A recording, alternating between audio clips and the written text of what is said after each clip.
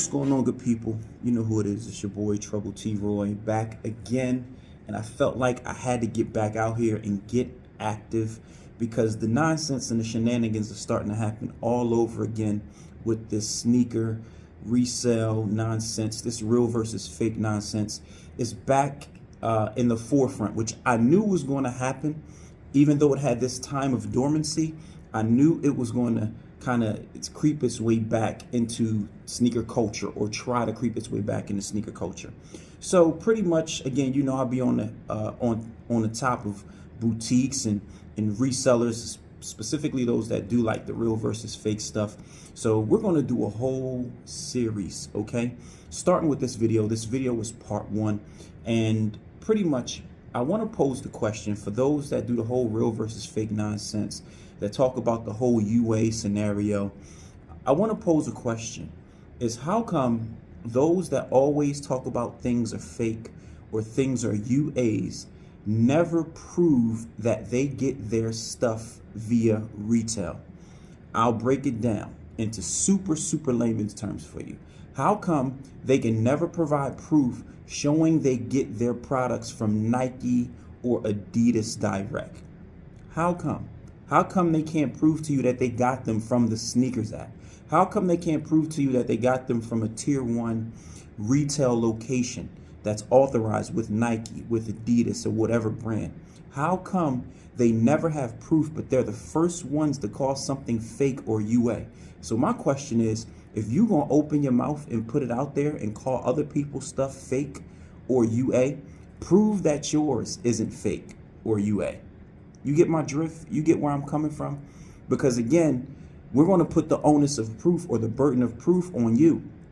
Because if I'm paying $300-400 for a shoe, which I will never do in my life to a resale boutique, if I'm paying that for a shoe, you got to show me that this shoe is officially a retail shoe.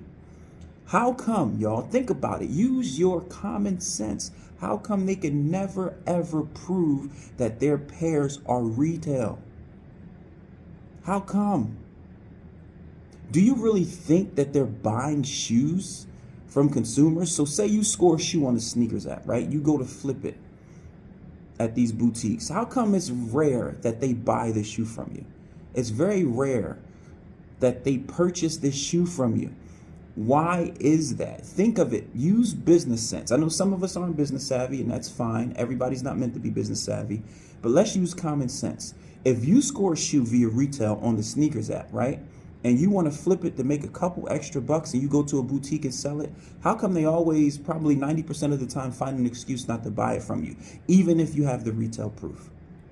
Now, some shops may buy it as a flex so they can use that to show, like, hey, this is a retail pair, so all our pairs are retail, even though that only one pair that they purchased from a consumer that scored it off the sneakers app is retail, but the other pair, questionable where they come from.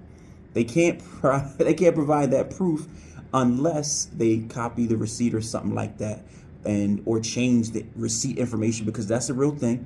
There are fake receipts out there. But the great thing about that is you can also verify if the receipt is real. All you got to do is call customer service.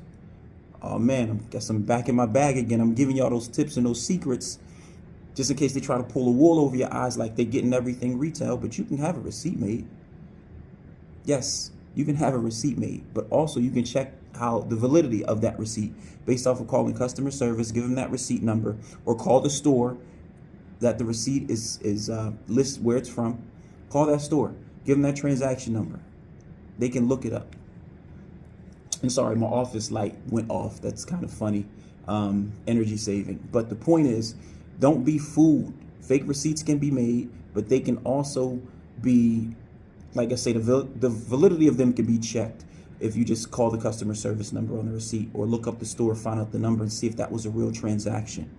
So yes, I'm letting the cat out the bag. So for y'all that talk that real versus fake nonsense, even for y'all that are the bigger market, like shows like, what is it, like Full Size Run and all these like things you see on Complex, where people are talking about, like, if you don't, like, people shouldn't be privy to like the super exclusive shoes. Well, where do your super exclusive shoes come from? Do the brands really back y'all? No, y'all buy resale, which I bet you cannot prove that the super exclusive shoes that y'all get, so-called celebrities or showrunners or whatever the case may be, I bet y'all cannot prove that y'all got them retail. Some of them might have got gifted by like certain celebrities and things that are connected to the brands. Yeah, that's real. But I bet majority cannot prove that they got their stuff retail. But yet these are the ones that's quick to call out what other people got. The challenge that I have for you is, if you're going to call out what other people got, put your stuff on the forefront and prove that it's retail. I bet none of you jokers are going to do that. I bet money. With maybe that one pair that you got retail. But if you're a boutique, you're a shop, again, even if you're a show forerunner, prove that you got your pairs. Every pair of exclusives or hard to get shoes that you got, prove that they're retail. Until then, shut up.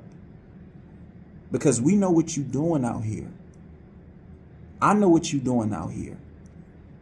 Talking about receipts, I have receipts. This is not a flex. I've been in this thing too long. So trust me.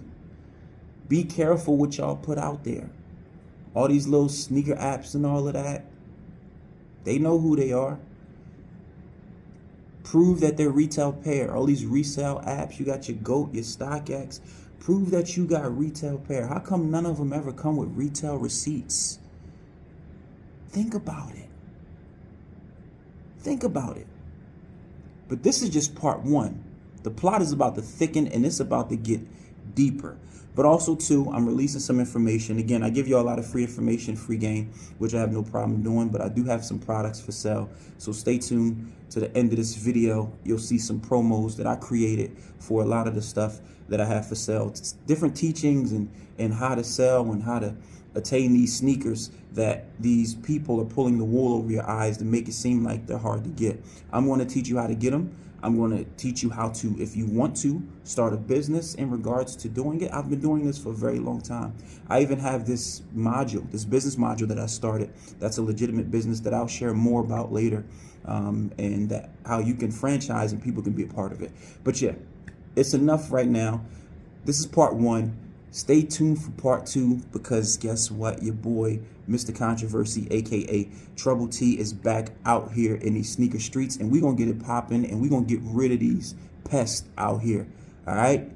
This is the Sneaker Pest Control Man, and I'll talk to you.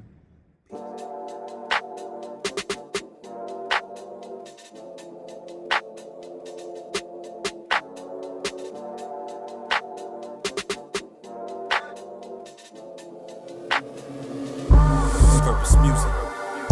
I know I'm one of the greatest, so you better treat me as such. Treat me as such. Cause I be going so hard, they say that I'm doing too much.